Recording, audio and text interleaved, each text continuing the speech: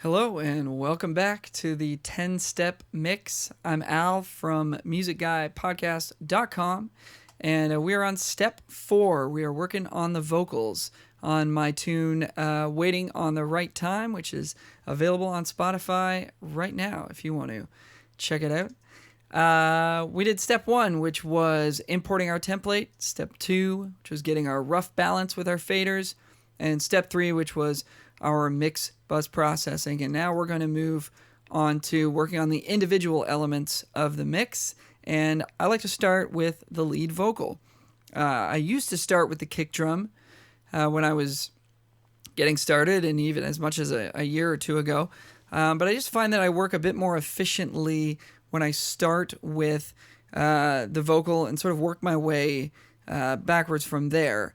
The vocal is the most important part of any mix, and I feel like once it gets sounding good, the entire track really starts to come together, and you really start to feel where the other elements need to sit and how they need to sound. So until that lead vocal's sounding good, I just don't feel like I can really do a good mix. So we're going to start with the lead vocal. We will solo it up here and have a listen. I'm just waiting on the right time. I'm just holding on to hope, tied a rope round a piece of my heart, and I can't let go. So it sounds a little bit stuffy to me, a little bit muddy. It kind of sounds like I got a stuffed up nose or something. So, and that's pretty common for a vocal track that hasn't been treated yet. So the first thing we're going to do is try to eliminate some of that stuffiness. So we're going to make active this first plugin here, which is just the regular old Pro Tools EQ. You can see we're doing some high pass filtering, which means we're cutting out some of the low end here at 80 hertz. And that's just going to get rid of any low end rumble, maybe some fan noise, maybe I stepped on the mic stand or knocked it a little bit while I was singing, or some low sub harmonics of my voice, and any of that stuff that we don't really need. We're going to attenuate that, and that's going to leave some space for the instruments that need this frequency real estate, such as the bass guitar or the kick drum. So that's what we're doing on the low end. And then we have a few different little frequency points here on the previous session that we're removing some of this muddiness in the previous song. So I'm going to start by zeroing these out, and we will find the frequencies in my voice that are creating this muddiness and stuffiness, and we will try to mitigate those. So we're going to tighten up our Q on our first EQ point as tight as we can here. So now it's going to be a very small amount of bandwidth here that it's affecting. So we're going to have a listen to the vocal, and what we're going to do is what I call going fishing. We're just going to be looking for, or listening for rather, frequencies that sort of stick out, start to hum, start to make sort of resonant sounds like that, and try to pull those out as best we can. So here we go. We're listening to the vocal in solo. I'm just waiting on the right time. I'm just holding on to hope, tied a rope round a piece of my heart. So we can hear right there around 216. There's some standing waves going on there.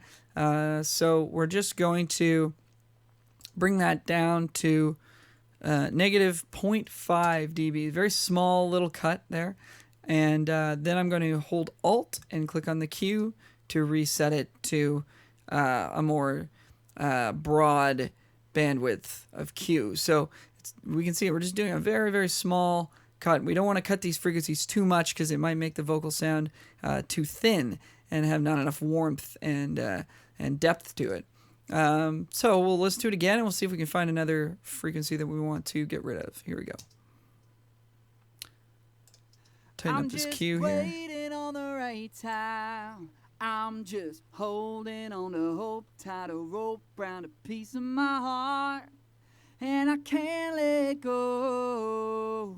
So you can hear it's pretty bad right around here, 285. So we'll do the same thing here, minus 0.5, and flatten out our Q back to normal. Now we'll try it again with this one here. I'm just waiting on the right time. I'm just holding on to hope, tied a rope round a piece of my heart, and I can't let go.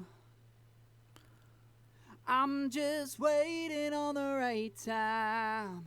So somewhere right around here in 400, there's a good amount of honk going on. I'm just waiting on the right time. Right there, 425. So we'll do the same thing. Minus 0.5. And we'll see if we can find one more here with our green point here. I'm just waiting on the right time. I'm just holding on to hope, tied a rope round a piece of my heart, and I can't let go. So we can hear it's really honky there. I'm just waiting on the right time. So pretty brutal there. So we're going to bring that down probably pretty significantly, actually. I'm going to go -3. I'm just waiting on You can the still right hear that woo kind of whistliness to it.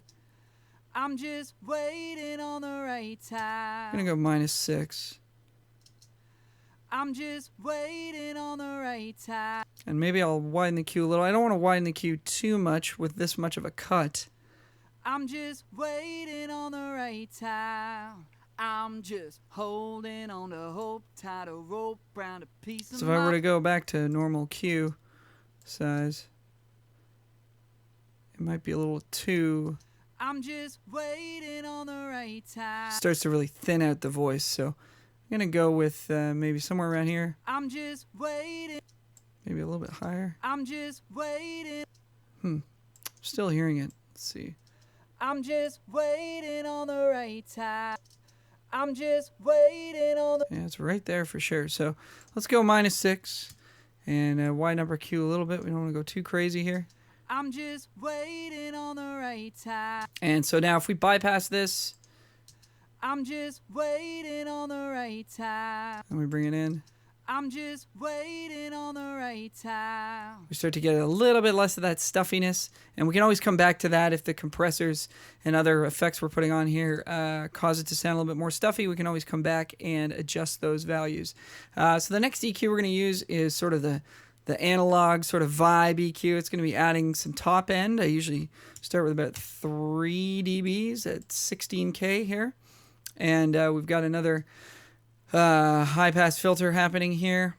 And that one's all the way up at 115. So it's kind of adding to the one we already have on our first EQ, just getting it out of the way of the bass. And we've got a little bit of compression happening as well. So let's have another listen.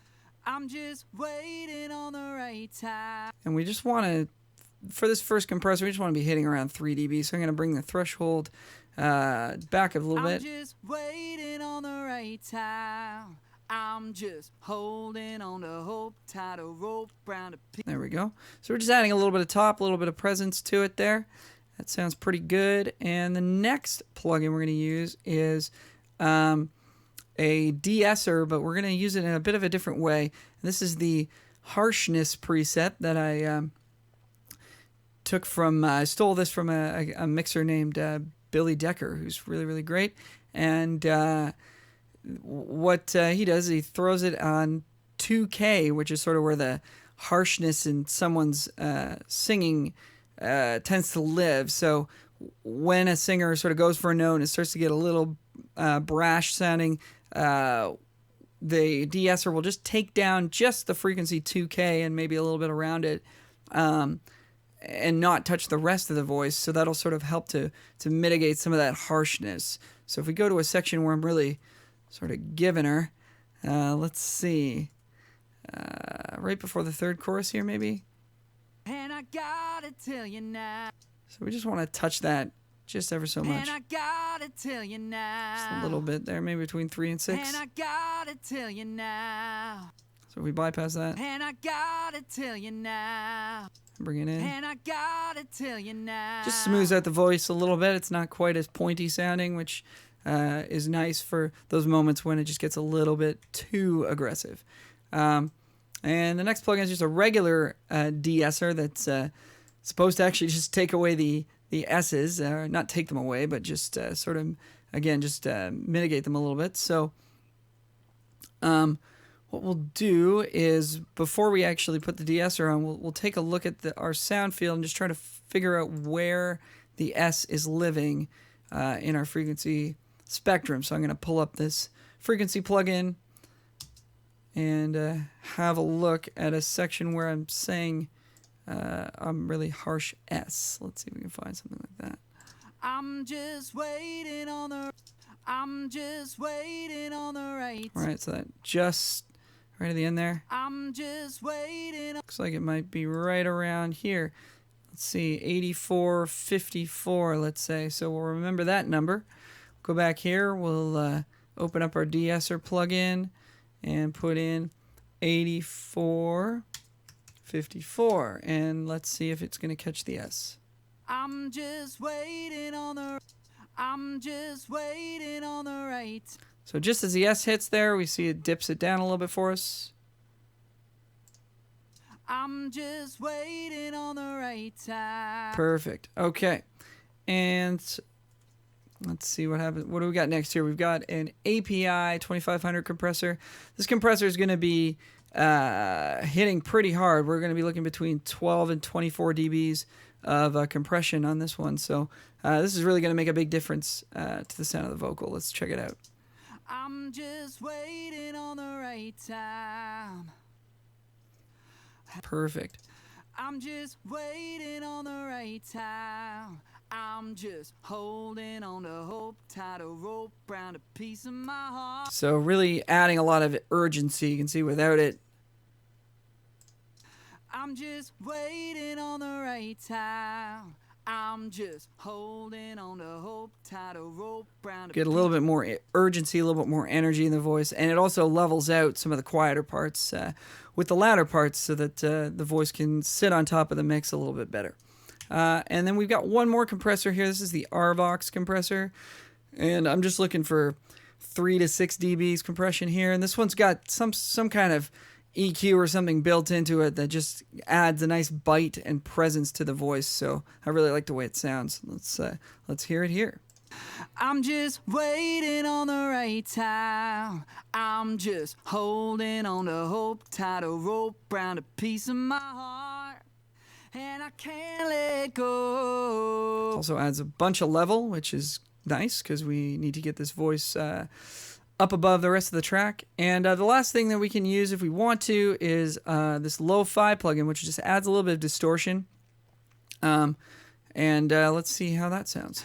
I'm just waiting on the right time. I'm just holding on to hope, tied a rope round a piece. It's a little bit extra grit to the voice. It might be a little bit too much, so I'm going to bring this back down. Let's go down a bit more. I'm just waiting on the right time. I'm just holding on to... I like what that's doing. So now we'll bring the voice back into the track with everything else, and here it's sounding. It's going to probably be pretty loud.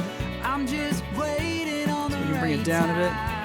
I'm just holding on to hope, tied a rope round a piece of my heart, and I can't let go. So, you know, now we can hear the vocals a lot clearer, a bit louder. It really has a lot of presence to it and really just sits on top of the track. And now the whole track sounds a ton better now that we've got the vocal loud and clear here. So next thing we got to do is add some effects to our vocal, and we will do that in the next video, step 5. We'll see you there.